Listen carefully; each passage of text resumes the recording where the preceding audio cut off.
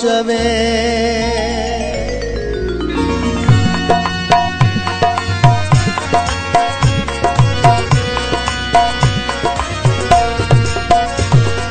वतन खां परे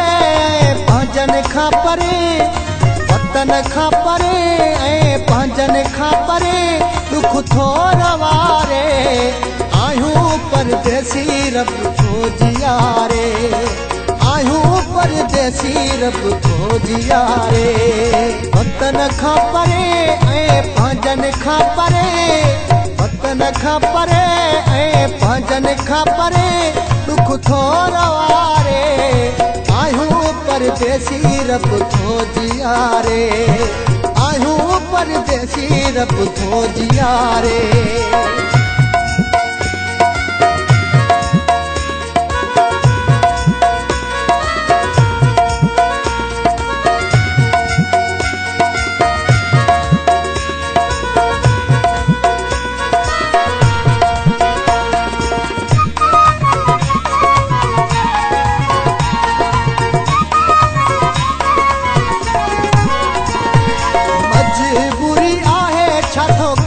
सघे माण्हू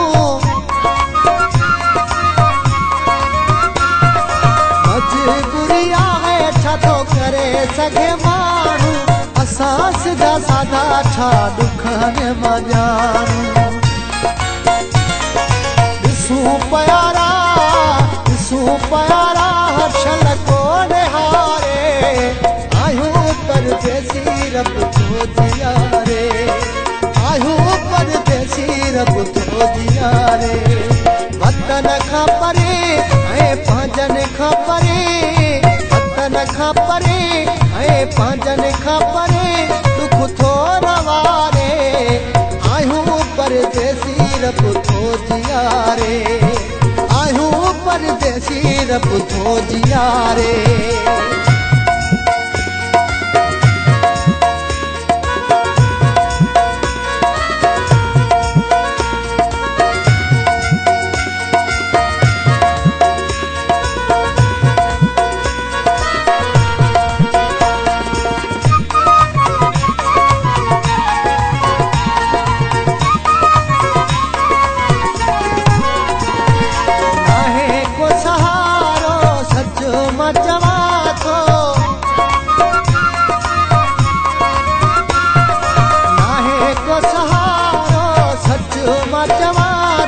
सिधी आहे ॻाल्हि कोन कूड़ महाणा थो रोअंदा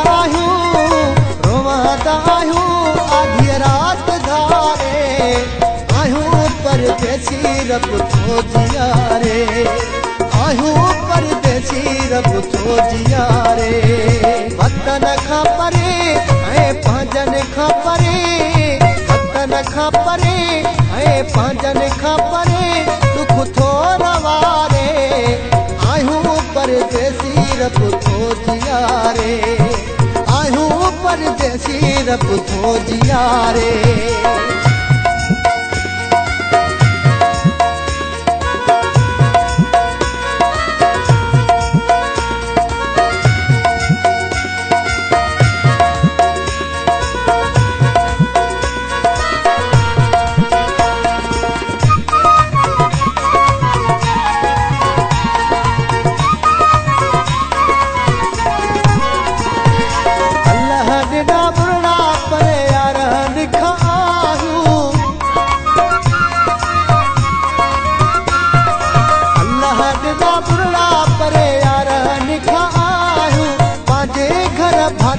फराज रिकॉर्डिंग कंपनी में खुश आमदीद। अगर कंहिं भी दोस्त के पोस्ट जे जरिए मेमोरी कार्ड घुराइणो हुजे उन लाइ भी राब्तो कंदा। उन खां अलावा असां टैप वारी कैसेट के भी मेमोरी कार्ड में तब्दील करे ॾींदा आहियूं। Mobile number 0300 3400 507।